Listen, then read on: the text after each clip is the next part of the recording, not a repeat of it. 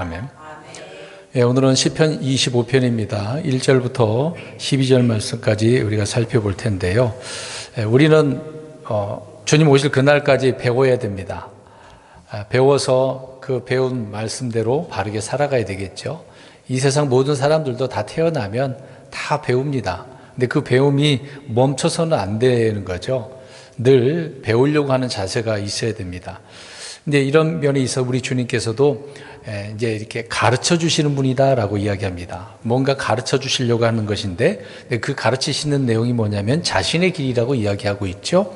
곧 이것은 주님의 말씀이고 또 교리의 말씀이 되는 것입니다. 이스라엘 백성들의 입장에서 이야기하다 보면은 율법이 되겠죠. 판단의 공의라고 말할 수 있는 것입니다. 저 여러분들에게는 주님의 생명의 말씀들이 되겠죠. 자, 주님께서는 자신의 이런 길을 가르쳐 준다라고 하는데 누구에게 가르쳐 주느냐? 그 얘기를 오늘 하고 있습니다. 그런 내용이 구절마다 설명이 되어져 있는데요. 오늘 우리 25편은 다윗의 기도 내용입니다. 근데 이제 다윗의 기도 내용인데 여태까지 우리가 이제 대환란 이야기 많이 했잖아요. 천년왕국도 얘기했고 이제 그런 예언을 오늘 담고 있지는 않습니다. 물론 이제 다음 주에 한 번 더 우리가 이런 부분에 예언적인 부분이 나오긴 합니다만은 오늘 25절까지는 어떤 이제 영적 교훈적으로 배우고 적용할 수 있는 그런 다윗의 개인적인 기도 내용을 우리가 알 수 있습니다. 근데 그러니까 다윗이 무엇을 기도했는지를 알아야 되겠죠. 우리도 기도하잖아요. 근데 어떤 그 내용이 있어야 되는 거잖아요. 무엇을 기도하는 것인지, 또 원하는 것이 무엇이고, 구하는 것이 무엇인지, 또 찾는 것이 무엇인지를 생각을 하고 기도하는 겁니다. 그런 내용이 오늘 다윗의 기도 내용에 담겨져 있는 것입니다. 좀 전에 말씀드린 것처럼 오늘 25편의 본문에서 말하고자 하는 기도의 핵심은 주님 나를 가르쳐 주세요. 가르쳐 달라고 이야기합니다. 그것은 나는 배우는 자고 주님은 어떻게 하시는 분이다? 가르치시는 분이다 라고 하는 거죠. 그래서 그 내용이 반복적으로 나오는데 4절, 5절, 8절, 9절, 이렇게 12절, 9절에 그렇게 나오죠. 계속해서 이런 가르쳐 달라고 말씀을 하고 있네요. 다윗은 가르침을 바라면서 이렇게 기도하고 있는 겁니다. 그냥 어디 가서 배우는 게 아니라 주님 나한테 가르쳐 달라고 기도하고 있는 거죠. 그러니까 뭔가 배우고자 하고 있었다는 것을 알 수 있습니다. 우리가 알다시피 왕이면 우리는 더 이상 안 배워도 된다라고 생각할 수도 있잖아요. 그러나 왕이어도 다윗은 늘 하나님께 배우고자 했다라고 하는 것이죠. 이것을 우리가 생각해 보면 모든 그리스도인들은, 성도들은 항상 주님께 배우려고 하는 그런 자세가 필요하다라는 것이죠. 그러니까 우리는 남을 가르치기 전에 먼저 내가 배워야 됩니다. 내가 알고 배우고 깨달아서 누군가에게 가르쳐 줘야 되잖아요. 이제 그거 이제 우리나라 말로는 이제 한자가 되겠습니다만은 선생이잖아요. 교사 아닙니까? 먼저 배워서 깨달은 다음에 누군가에게 가르쳐 주는 거죠. 이것을 생각해 보면 우리 예수님께서도 마가복음에 물론 사복음에서 다 말씀하고 있는 부분이지만 주님께서도 가르치셨어요. 어디에서 가르치셨습니까? 회당에서 가르치시고 산에서도 가르치시고 성전에서도 가르치시고 바다에서도 가르치시고 또 두루 다니면서도 가르치셨어요. 마을마다. 또 그 내용이 하늘의 왕국, 하나님의 왕국, 그러니까 왕국 복음을 선포를 하셨습니다. 한 가지만 선포한 게 아니죠. 그리고 회개에 대해서, 죄의 사면에 대해서 주님은 죄를 제거해 주시는 분이잖아요. 이런 내용을 담고 있는 것들을 주님께서는 가르쳐 주셨다. 그래서 사복음서에 보면은 아주 상세하게 주께서 가르치신 내용들이 나오고 있습니다. 또 주님께서는 제자들에게만 가르치신 건 아니잖아요. 특정한 사람에게만 한 것도 아니고 특정한 시각에 특정한 장소에서만 그렇게 하지 않았다. 그러니까 장소 불문. 그 어떤 시간 정해놓지도 않고 늘 언제 어디서나 가르치셨다라고 이야기를 하고 있는 겁니다. 그러니까 늘 우리는 주님은 가르치신 분이기 때문에 배워야 된다라는 생각을 가져야 되는 거죠. 근데 그리스도인들이 예수 믿고 구원받으면 끝난 것으로 생각을 합니다. 성경을 덮어버리고 살아가는 거죠. 그래서는 절대 안 되거든요. 교회에서도 배울 수도 있지만 우리가 직접 성경을 읽어가면서 생각하고 묵상하고 주님이 무엇을 말씀하셨는가 눈으로 확인하셔야 돼요. 이런 일들을 매일 우리가 자주 하는 게 아주 좋은 부분 아닙니까? 그래서 우리는 배워야 될 그런 존재다. 그래서 예수님께서 뭐라고 하셨어요? 내게로 와서 어떻게 하라고 그랬습니까? 배우라라고 말씀하셨잖아요. 다양한 그런 방법으로 주님은 우리의 모든 삶에 대해서 모든 방법으로 우리를 가르쳐 주셨다라는 것을 알 수 있습니다. 그런 면에서 다윗은 이미 구약성에 이렇게 기록을 하고 있고 시편에 말씀하고 있는 것처럼 배우기를 소원하고 기도하고 있다. 자, 그런 내용을 우리 한 절씩 보도록 하겠습니다. 오 주여, 내가 주를 향해 내 혼을 드나이다라고 이야기합니다. 이제 뭔가 들었어요. 우리가 흔히 이제 여기 보세요. 손을 들었다라고 하는 의미는 뭐겠어요? 기도한다는 그런 의미가 되겠죠. 그리고 그 외에 이제 눈을 든다라고 할 때는 눈을 들어서 뭔가 주님을 바라본다는 그런 의미가 되는 거겠죠. 머리를 든다라고 한다는 것은 우리가 이제 그 요셉이 꿈을 해몽해 줬을 때 그들이 이제 머리가 들림 받았다고 하는 부분이 나오잖아요. 지위가 회복됐다, 복귀됐다, 이제 그런 의미로 표현을 합니다. 근데 반대로 이제 혼을 낮춘다라는 의미가 뭐겠습니까? 겸손히 주님의 말씀 따르겠다라고 하는 얘기죠. 근데 오늘 혼을 어떻게 한다 그래요?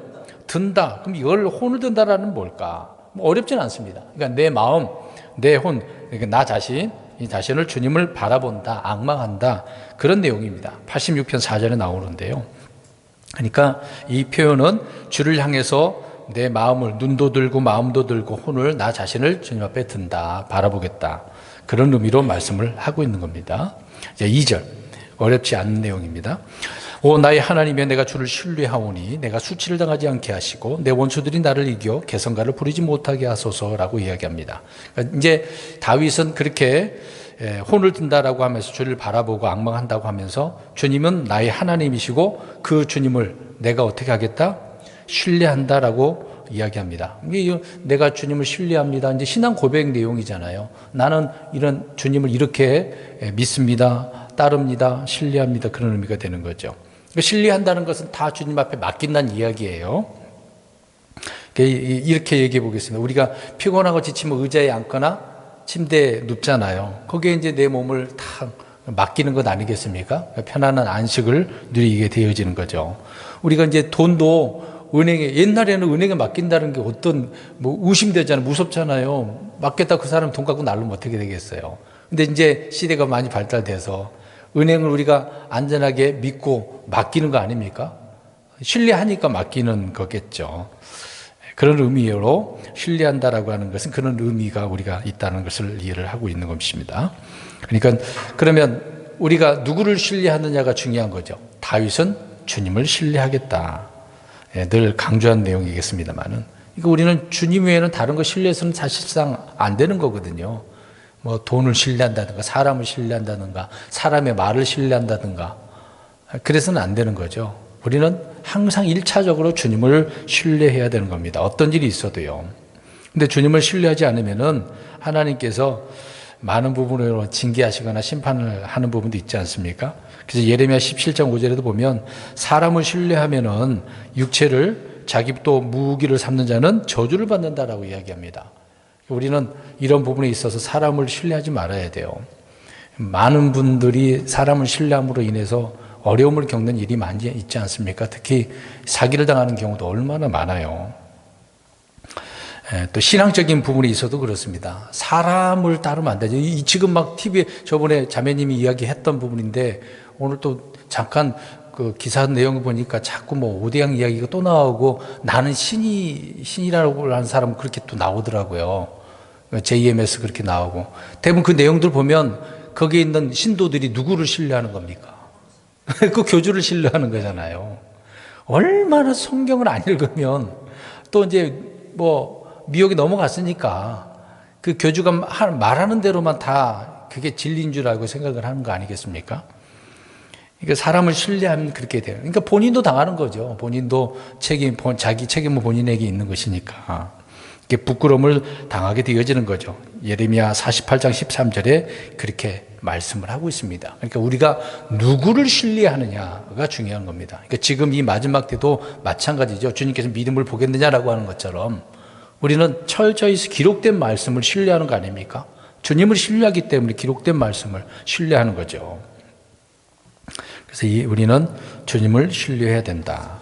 계속해서 2절 보면 그러면 내가 수치를 당하지 않게 하시고, 주를 신뢰하는 자는 부끄러움, 어떤 수치를 당하지 않겠죠.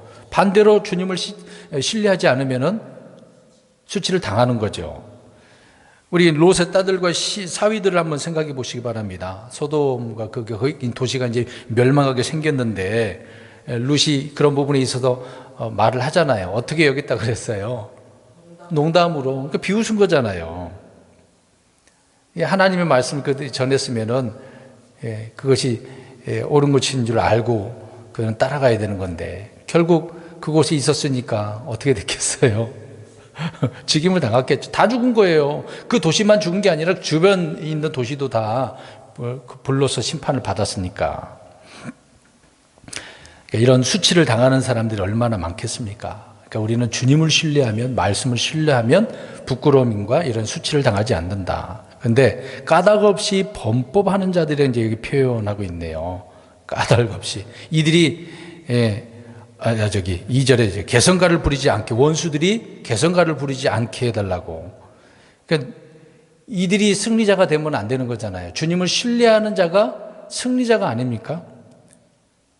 성도들은, 저와 여러분들은 주님을 믿는 자들이기 때문에 승리자인 것이죠. 그래서 정보자보다 더 나은 자가 되는 것이고, 계속해서 3절 보시면 수치를 당하지 않게 해달라고 계속 이야기를 하고 있습니다. 또 까닭 없이 범법하는 자들은 수치를 당하게 해달라고 오히려 그렇게 이야기를 하고 있는 거죠. 그러니까 주님을 신뢰하고 기다리는 사람은 부끄러움, 수치도 당하지 않고 온전히 주님 안에 있게 되어지는 부분 아니겠습니까? 근데 문제는 누가 수치를 당하느냐가 지금 이제 3절에 강조를 하고 있는 거 아니겠습니까? 지금 주님을 기다리는 자는 어떻게 해요? 당하지 않아요. 우리가 이제 종말의 의미를 생각해 보겠습니다. 주님께서는 우리 그리스도인들을 데려가기 위해서 공중으로 오시잖아요. 우리는 이것이 이제 디도서에 말씀하고 있는 것처럼 저 복된 소망이라고 하잖아요. 늘 우리는 주님 오실 길을 기다리고 있어요. 그럼 우리는 주님께서 우리를 데려가신단 말이죠. 그러면 수치를 당해요, 안 당해요? 안 당하는 거죠. 오히려 기쁨이 넘치는 거죠. 근데 이 땅에 남아있는 사람들은 부끄럽잖아요. 갑자기 교회 다닌다는 사람들이, 믿는 사람들이 사라져 버렸어. 그런 상황 장면 생각해 보세요. 그때 우리 영화도 봤습니다만은 부끄럽잖아요. 교회 갔는데 목사 혼자 남았어. 그러면 어떨까요, 그 목사가? 부끄럽죠. 수치당하죠. 어떻게 그럴 수가 있냐고요. 목사라고 해서 구원받았다라고 말을 할 수 없는 겁니다. 사기꾼 목사도 있으니까, 가짜도 있으니까요. 4절 보겠습니다. 오 주여, 주의 길들을 내게 보이시고 주의 행로들을 내게 가르치소서. 그러니까 이런 부분에 있어서 다윗은 하나님께 어떻게 해달라고 하고 있습니까? 주의 길들을 내게 보여주시고 가르쳐달라고 요청을 하고 있습니다.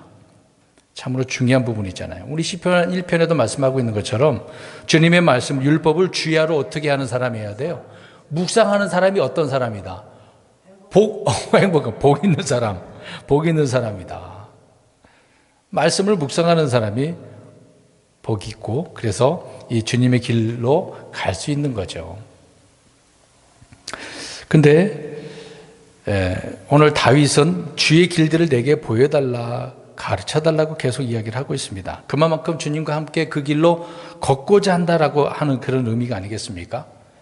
항상 우리 이런 자세 해야 돼요. 말씀을 읽고 기도하는 내용이 뭐겠습니까? 신뢰하는 내용이 뭐겠습니까? 그 의미는 주님의 말씀대로 걷기 위해서, 순종하기 위해서 행하려고 하는 거잖아요. 근데 일요일 날 주님의 말씀을 선포했는데도 우리 이렇게 살자, 한 주간 살자라고 이제 선포하잖아요. 그럼 그 말씀을 생각하고, 물론 나름대로 성경 읽고 그러기도 하지만은 일요일 날 나온 말씀을 우리가 그 말씀 붙들고 또 살아보자고 하는 의미가 있는 거잖아요. 근데 그 말씀을 묵상하고 되새김질도 하고 생각하면서 살아가야 되는 부분이 아닙니까? 근데 시간 지나 보면 다 잊어버렸을 것 같은데요. 우리 일요일 날 제가 제목이 뭐였습니까? 갑자기 말하니까 생각이 안 나죠. 중재자와 중보자. 주님은 중재자이시고 중보자이시잖아요.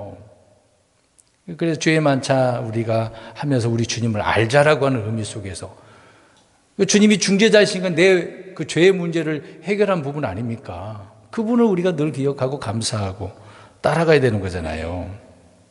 그 길로 가기 위한 부분 아니겠습니까? 근데 그 말씀들을 우리가 기억을 안 하고 또 금방 시간이 지나버려서 길을 또 돌아와 버렸네. 이렇게 반복적인 삶을 살면 안 되거든요. 오늘 이제 4절 말씀처럼 주의 길들을 내게 보여주세요. 행로들을 내게 가르쳐 주세요. 얼마나 힘이 넘치고 기쁘겠습니까? 그 길로 가고 있는데. 오늘 다윗은 자신의 욕망을 지금 구하고 있는 거 아닙니다. 내 소원, 그 소원도 내 육신적인 그런 소원이 아니잖아요. 주님의 뜻을 제대로 알기 위해서, 그 발자취를 가기 위해서. 그래서 성경은 옛 행로를 따르라라고 말씀하고 있는 거죠. 믿음의 길로 가라, 그렇게 얘기하고 있는 겁니다. 5절 보겠습니다. 주의 진리로 나를 인도하시고 나를 가르치소서. 주께서는 내 구원의 하나님이시니 내가 종일 주를 기다리나이다. 인도해달라고 또 이야기하고 있네요. 왜 그럴까요? 주님은 나의 인도자시니까. 23편에는 주님은 어떤 분이세요? 목자시니까. 오늘 이제 다윗은 인도자로 이야기합니다. 그 인도자는 누구예요?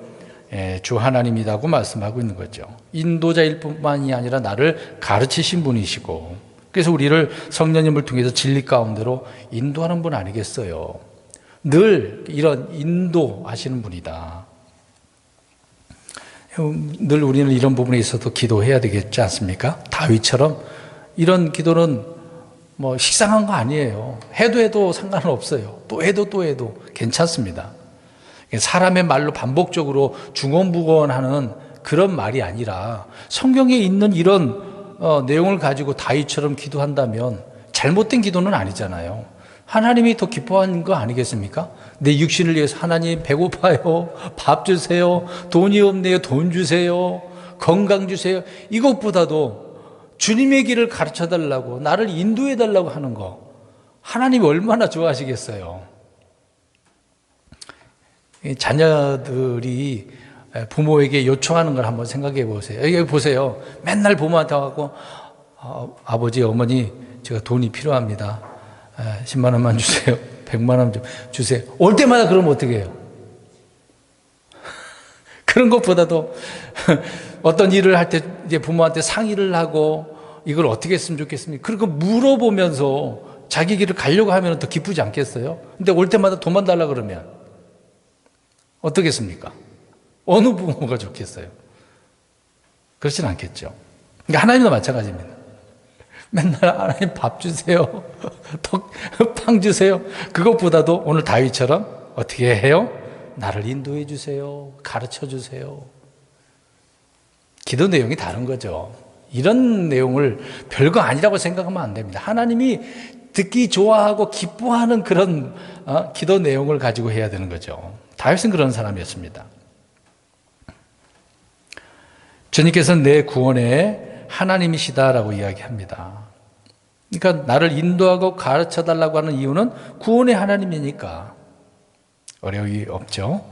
그런 내용을 말씀을 하고 있는 겁니다. 그리고 종일 기다린대요. 종일. 이 말 종일이라는 뜻은 뭐겠습니까? 계속해서 항상이라는 그런 의미잖아요. 항상. 어떤 일이 일어나도 환경이 좋든 안 좋든 간에 주님을 이렇게 의지하겠다라고 하는 말씀이 되는 겁니다. 6절 오 주여 주의 친절한 공의와 주의 인자하심 옛적부터 항상 있었사오니 그것들을 기억하소서. 주님의 친절한 공의, 인자하심은 언제부터 있었어요? 옛적부터. 물론 주님은 영원토록 계시는 분이니까 늘 있으신 분이시죠.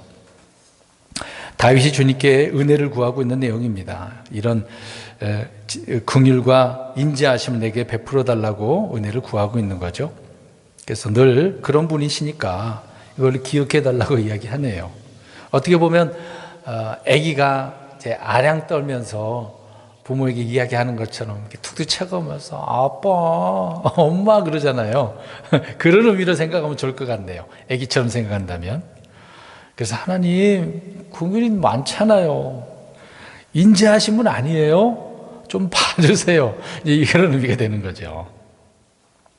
우리는 주님의 은혜와 긍휼로 사는 것 아니겠습니까? 오죽했으면 뭐 복음 그 노래에도 보면은 모든 것이 은혜 그런 노래 있잖아요. 모든 것이 다 은혜니까. 다윗은 주님께서 베푸신 크신 그 긍휼과 풍성한 긍휼, 친절한 긍휼로 살게 해달라고 이제 기억을 해서 내게 베풀어 달라고 하고 있는 것이죠. 계속해서 이렇게 받고 싶으니까 그런 내용의 말씀을 하고 있는 겁니다. 우리는 주님의 이런 말씀들을 기억을 하고 다윗처럼 기도해야 되겠죠. 믿음의 기도, 영적 기도, 주님의 뜻대로 하는 이런 기도를 할 필요가 있는 것입니다. 7절 보겠습니다. 오 주여, 내 젊은 시절의 죄들과 내 범법들을 기억하지 마시고 주의 궁율에 따라 나를 기억하시되 주의 선하심으로 인해 그리하옵소서. 기억해달라고 하면서 한 번 더 말을 하고 있는 겁니다.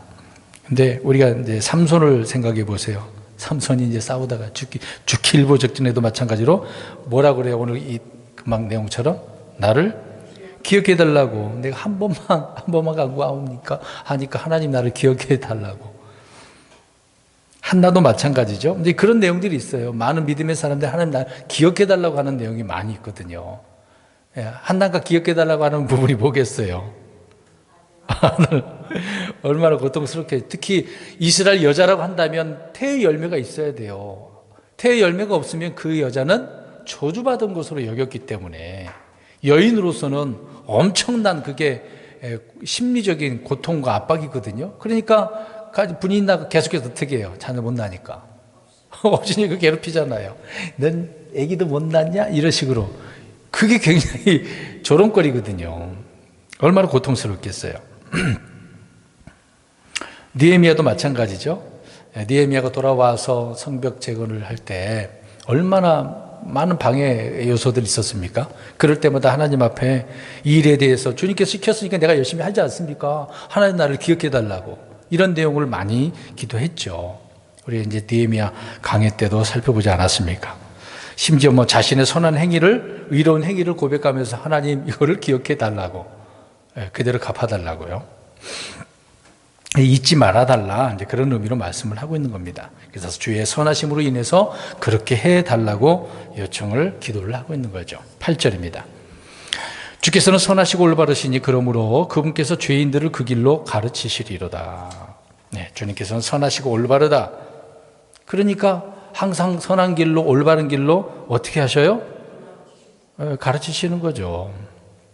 근데 우리가 주님께서 선하시다, 올바르시다라는 것을 아는 사람, 맛본 사람, 경험해 본 사람은 늘 이런 고백을 할 수가 있어요. 다윗이 이런 고백을 했기 때문에 오늘 8절 말씀처럼 올바르시니라고 하잖아요. 모르고 했겠어요? 여러분, 기도도요, 모르고 하는 거하고 경험한 거하고 같을까요, 다를까요? 달라요. 말하는 것도 그러잖아요. 내가 경험한 것은 확실하게 사람들에게 어필해서 말할 수 있습니다. 근데 경험하지 못한 것은 그런 것 같아, 그럴 수 있는 것 같아, 그렇게 될 것 같아, 추측성으로 이렇게 이야기를 하잖아요.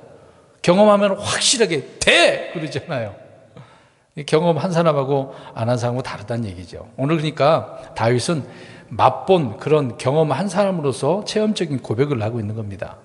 시편 34편 8절에도 주님의 선하심을 보았다, 맛보았다 라고 이야기하죠. 주님의 선하심이 얼마나 풍성한지를 말씀을 하고 있는 겁니다.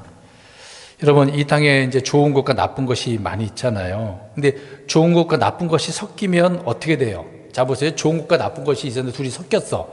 그러면 좋은 것이 돼요? 나쁜 것이 돼요? 나쁜 것이 되잖아요. 이게 문제죠. 또 100가지 중에서 99가지를 잘하다가 한 가지를 잘못하면 그 법은 다 어겼다고 하잖아요. 희한하지 않습니까? 컵이 있지만 컵에도 마찬가지로 이게 깨끗한 물을 담가놓고 더러운 물을 섞으면 무슨 물이 되는 거예요? 그런 물을 누가 먹겠습니까? 더럽혀졌는데. 그거거든요. 세상의 것들은 그렇지만, 근데 우리 주님의 그리스도 안에서는 좀 반대가 돼요. 사실상 보세요. 어둠이 어떻게 해버립니까? 어두웠던 것이 환하게 빛으로 바뀌게 되는 거잖아요. 요한복음 1장에 이 세상은 어두웠는데 빛이 왔더니 어둠이 깨닫지 못하고 다 빛이 되어버린 것 아니겠어요? 주님이 빛이시니까. 주님이 그런 분이란 말이에요. 세상의 것들은 오히려 더럽히고 어둡게 만드는 건데 주님의 진리는 어떻게 돼요? 더 환하게 빛나게 만드는 거죠. 그러니까 사망이 어떻게 됩니까? 주님 안에서는 생명으로. 세상에는 생명이 어떻게 되고 있습니까? 사망으로 죽잖아요. 죄의 삭은 사망이니까. 근데 우리 주님은 사망에서 생명으로. 그러니까 세상에서는 산 사람은 죽지만 그리스도 안에서는 죽은 자가 살아. 이게 부활 아닙니까? 이게 진리인 거죠. 이게 신비한 거 아니겠습니까? 이것이 주님께서 선하시고 곧바르기 때문에. 그래서 8절에 계속해서 보시면 그분께서 죄인들을 그 길로 가르치소서. 그러니까 죄인들이 알아야 될 것들이 뭐예요? 그 길. 주님은 생명의 길이죠. 의의 길이고 진리의 길이고 화평의 길이고 주의 길, 구원의 길 아닙니까? 그분이 우리 예수님이죠. 예수님께 가서 그 길을 알려주세요, 배우겠다라고 하는 자세로 나아가야 되는 거죠. 하나님 앞에 지금 다윗은 그렇게 하고 있는 거 아니겠습니까? 근데 오늘날 어때요? 주님 앞에 나아가서 배우고자 하는 사람이 얼마나 됩니까? 오히려 잘못된 곳에 가가지고 가르쳐 달라고 그러고. 얼마나 마음 아파요. 안타깝잖아요. 진리의 킹제임스 성경, 올바른 성경이라고 이것을 통해서 배워야 된다는 생각보다도 오히려 배척하려고 하는 게 더 많아요. 안타깝습니다. 9절. 그분께서 온유한 자들을 판단의 공의로 지도하시리니 곧 온유한 자들에게 자신의 길을 가르치시리로다. 온유한 자, 부드러운 사람 이야기하는 거죠. 겸손한 자를 이렇게 이야기하는 것입니다.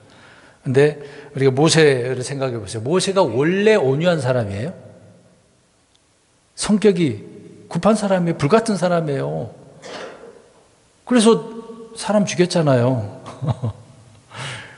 그러다가 이제 광야 생활을 하면서 얼마나 하나님 앞에 연단을 받았으니 어떤 사람이 된 겁니까? 온유한 사람이 됐잖아요. 처음부터 온유한 사람은 아니었습니다. 그래서 우리 예수님은 내 마음이 겸손하고 온유하니까 내게로 와서 배워라. 늘 주님께 우리 가서 배워야 되는 거죠. 여러분, 쇠가 강해요, 안 강해요? 강하죠. 근데 뜨거운 불에 달구면 어떻게 됩니까? 강한 쇠도 녹아요. 녹긴 녹은데 여전히 그거는 뭐예요? 쇠예요. 여전히 쇠예요. 여전히 쇠. 그러니까 쇠가 이제 물처럼 녹아져서 얼마나 부드럽게 되겠습니까? 신축성이 좀 있겠죠. 그래서 이제 딱딱하게 다시 또 식으면 그렇게 되겠습니다만은. 자, 모든 사람은 완악합니다. 완악해요. 근데 주님의 은혜를 잊게 되어지면 어떻게 됩니까? 성령으로 충만케 되어지고 부드러운 온유한 사람이 되는 거죠. 그러니까 주님을 만난 사람하고 안 만난 사람하고 큰 차이가 되는 겁니다. 근데 물론 주님을 만났다고 해서 한 번에 다 부드러운 사람은 아니거든요. 주님께 어떻게 해야 되죠? 배워야죠. 구원받는 것은 단순하다니까요. 예수님의 복음만 들으면 구원받아. 그걸 끝나는 게 아니라고요. 하나님의 사람으로 세워지기 위해서는 배워야 된다니까요.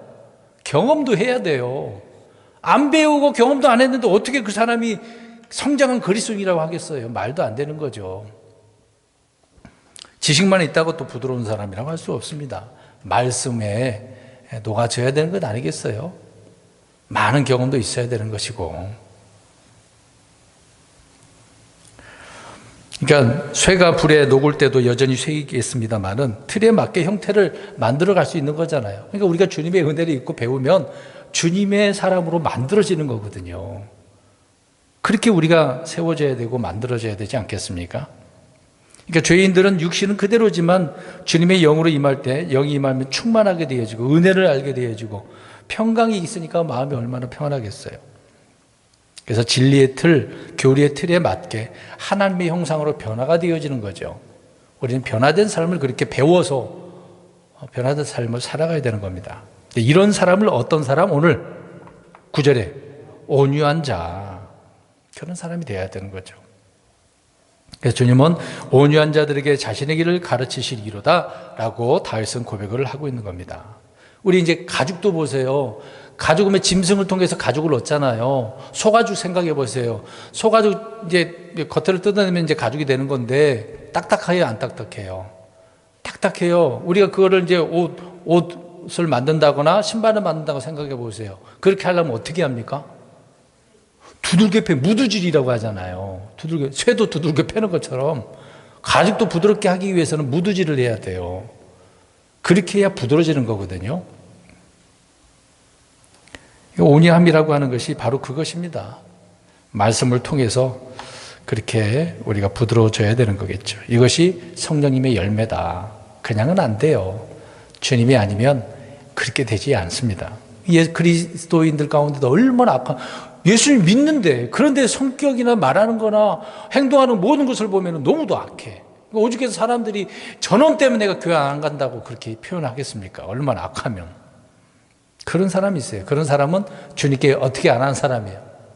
배우지 않았어요. 온유한 사람이 안 된 거죠.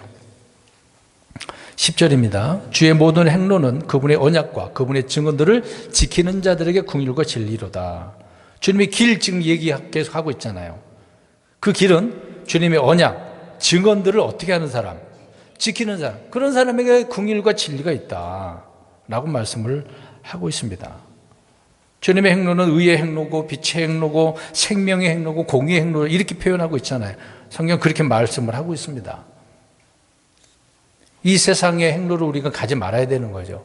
주님의 행로로 우리는 걸어야 되는 것입니다. 그게 어렵지 않은 구절이고요. 11절에 오 주여 내 불법이 크오니 주의 이름을 위해 그것을 용서하소서. 다윗도 불법이 있었습니다. 다윗은 자신의 그 죄와 불법이 얼마나 컸는지를 본 자신도 경험을 했기 때문에 알 수 있죠. 이걸 놓고 지금 용서해달라고 제거해달라고 하고 있습니다. 물론 우리 예수님께서 죄를 제거해 주시려고 사해 주시려고 이 땅에 사람으로 오시지 않았습니까? 다윗이 과거에 어떤 죄들을 지었어요? 그렇죠. 살인, 간음. 참 여러 가지로 많은 부분에 실수한 것들이 많이 있어요. 그러니까 그런 부분이 있어서 이게 7절에 다시 보면 내 젊은 시절의 죄들이라고 표현하잖아요. 다윗도 젊은 시절에 많은 죄를 졌어요.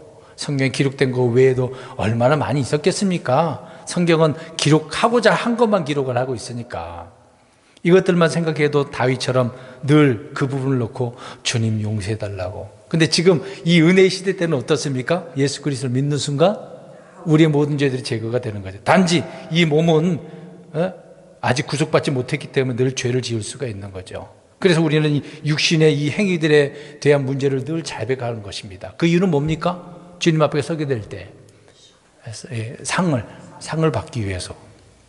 근데 우리가 이런 자백을 몸에 대해서 행실에 대해서 주님 앞에 올바르게 정결케 되게 해달라지 않고 바르지 않으면은 상이 없어요.